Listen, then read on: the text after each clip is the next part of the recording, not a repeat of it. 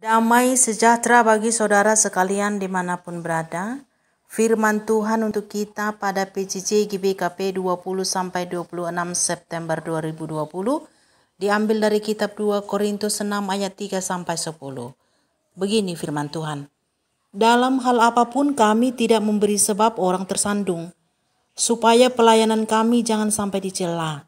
Sebaliknya dalam segala hal kami menunjukkan bahwa kami adalah pelayan Allah, yaitu dalam menahan dengan penuh kesabaran dalam penderitaan, kesesakan dan kesukaran, dalam menanggung dera, dalam penjara dan kerusuhan, dalam berjerih payah, dalam berjaga-jaga dan berpuasa, dalam kemurnian hati, pengetahuan, kesabaran dan kemurahan hati, dalam Roh Kudus dan kasih yang tidak munafik, dalam memberitakan kebenaran dan kekuasaan Allah, dengan menggunakan senjata-senjata keadilan untuk menyerang atau untuk membela, ketika dihormati dan ketika dihina, ketika diumpat atau ketika dipuji, ketika dianggap sebagai penipu namun dipercayai, sebagai orang yang tidak dikenal namun terkenal, sebagai orang yang nyaris mati dan sungguh kami hidup, sebagai orang yang dihajar namun tidak mati, sebagai orang yang berduka cita namun senantiasa bersuka cita, sebagai orang miskin namun memperkaya banyak orang,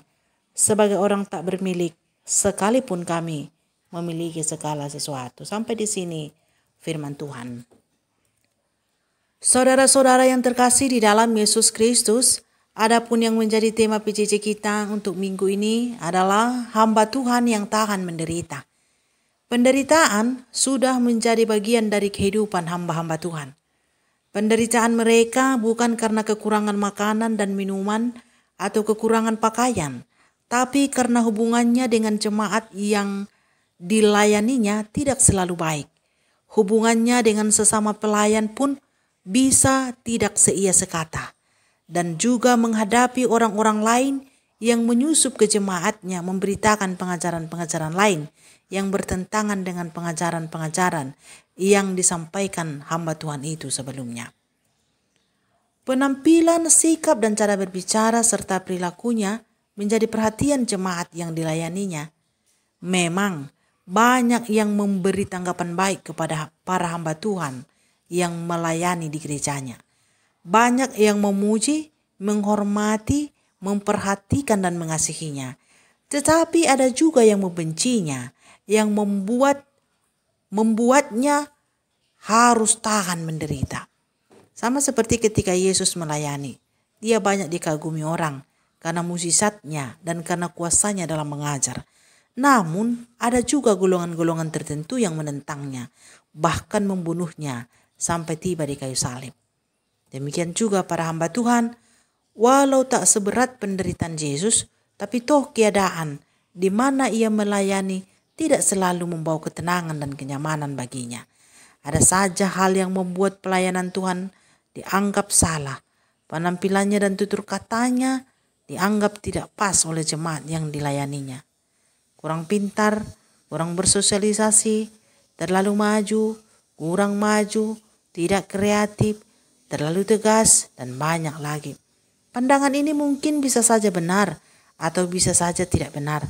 Tapi terlepas dari benar atau tidak, tetap saja hal itu menjadi tekanan dan penderitaan yang jika tidak tahan menanggungnya akan berakibat tidak baik dalam pelayanan.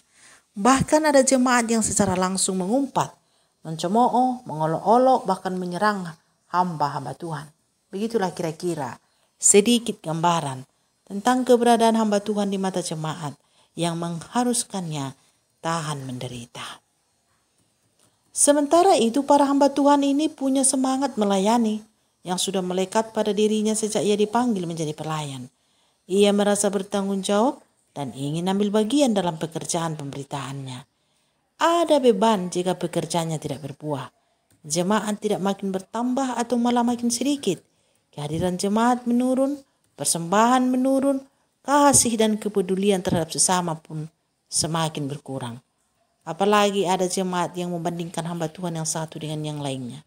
Semua ini akan menambah beban penderitaan para hamba-hamba Tuhan.